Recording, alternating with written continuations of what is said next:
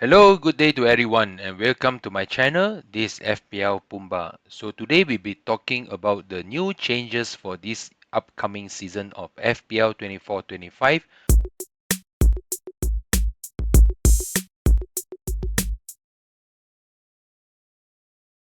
At the time of recording this video, we are just moments away from the launch of FPL.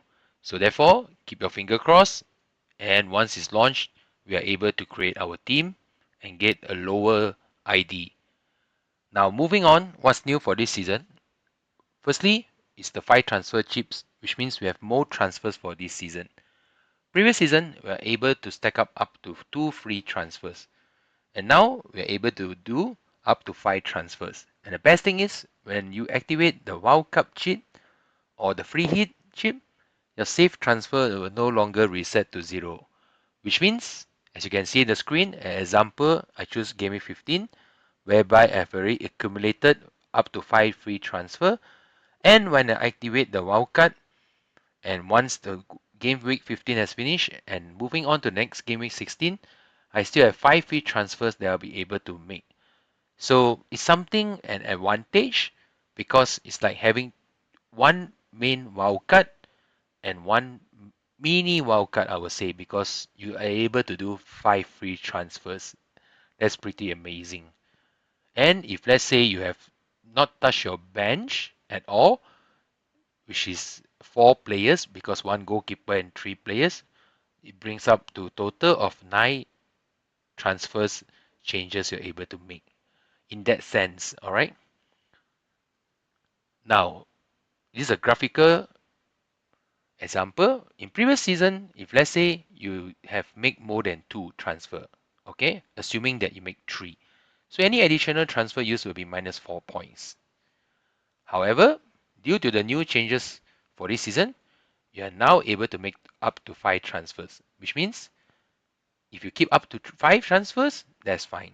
If you do more than that, then it will be back to additional transfer minus 4 points. Moving on, the next one will be a mystery chip. Now everyone's wondering whether is it an all-out attack chip or is it an unlimited funds like the Champions League Fantasy, which is limitless, or the currently just ended Euro Fantasy, or is it a double triple up points like FPL Challenge, whereby if you're familiar with FPL Challenge, which launched towards the end of last season, whereby there are certain game weeks like the strikers will be able to score more points. So we're not sure. All right, if it's an all-out attack chip, that would be great. All right, I think it's back in 2017 where we actually do have that chip. However, do not fret about it so much because it will only be launched on January 2025, which means it's second half of the season. All right, so just stay tuned. All right, and let's see what in store for us. Obviously, there's some changes also in regards to bonus points and also scoring points. Firstly, you know, a goalkeeper point scoring change has from 6 points to 10 points. Obviously, some people might make it a big deal out of it, but to be honest, if I can recall the last time a goalkeeper actually scored, if I'm not wrong, will be Alison Becker back in 2021 against WBA. You see, that is 2021, all right, which means that is 4 years before. Not to say it's not possible because nowadays goalkeeper, they tend to play from the back, or some people still launch it forward. Like Onana will be a good choice.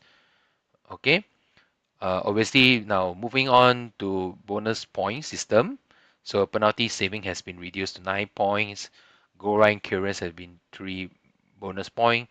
Now, interestingly, will be far won. Okay, I would say this is something a bit similar to mesh ball recovery, as you can see in Champions League Fantasy as often. And as I mentioned, the currently just ended Europe 2024.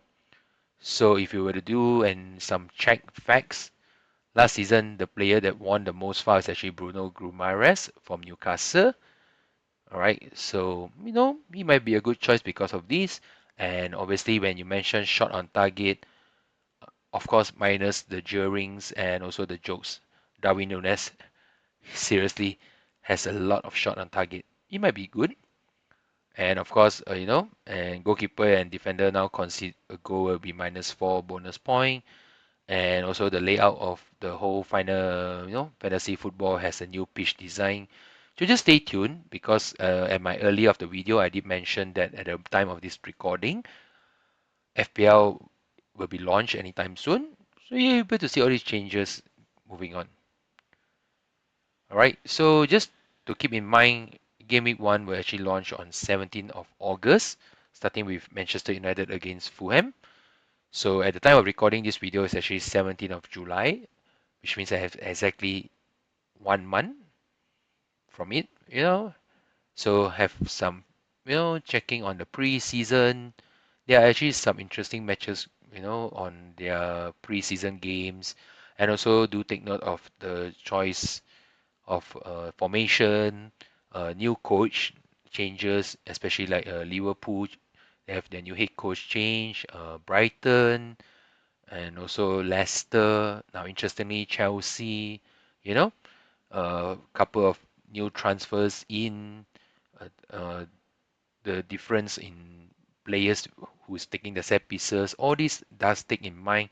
So, just have a look at it from time to time. If you really have no time, you can always just refer to the scout reports or any other FPL content creator out there or any FPL tools, like the Fantasy Football Scout, Fantasy Hub, just to mention a few. Of course, these are pay option, but there are always free options whereby you can always relay to all about FPL, FPL community in the Twitter, or as I mentioned again, any FPL content creator in YouTube, just to help you to make some choices.